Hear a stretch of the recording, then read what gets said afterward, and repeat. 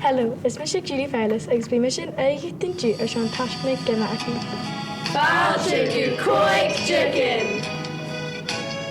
Hello, is Mr. Dalian Trump agus Hamisha is manyahiig go bhfuil mi dal bhuanahiig or Hamil Maher Eliois agus chanel mi ddíoch ma ar a bhí an countaya hami ma ar tá rutan eile.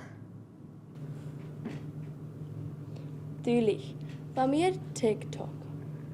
Hello, is Misha the one and only Hebridean Baker. Agus ha mi ani aniu ar sean mo hú seoras nach il cálar ein tilig. Dúlich, mu dúcha cúntaich na méidir ach an bhain mád.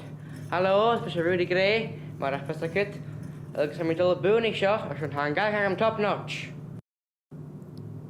Hello, ich sin, is Mr. Joy Dunlop. Ik sa mi an Sean Jew ar sean chaltin don a hula daine, cyn i'n go barach u fyn heig na ddíach y fod.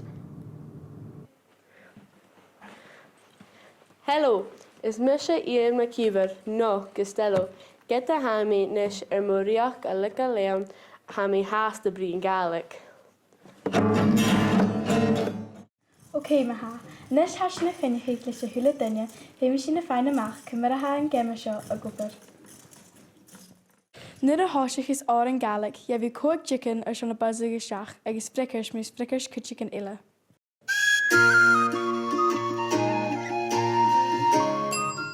Misha. Jay Hound.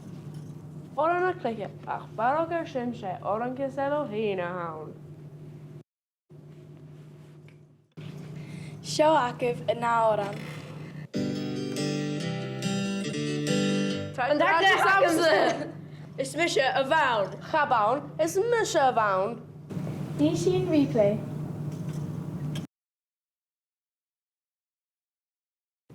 Ó, back in the noun, ní sin clach pepper scissor.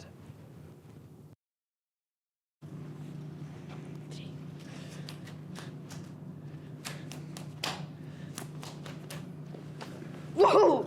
Fis like I'm gonna run me dul bhuanahiig.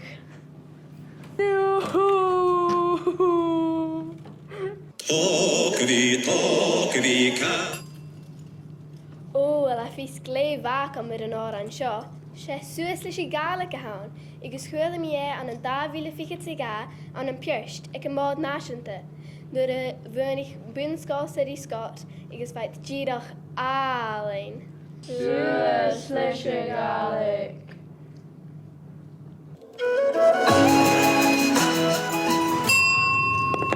Córa, be sin an áran a bearabhic seoras. Is ha mi a dhéanamh seo ar seán mo chu. Ha girl ac a mór seoras. Ó, is talú an áran seo. Misha.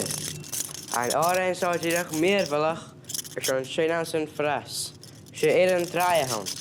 Ceas maha, bhí mi sin taibric ar a dhéanamh.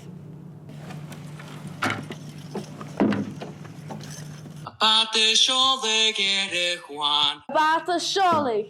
Ha céine go a gúpar ag an Sgoil City Scott le an Clown Vic, fel dír a chó má ar an áran seo.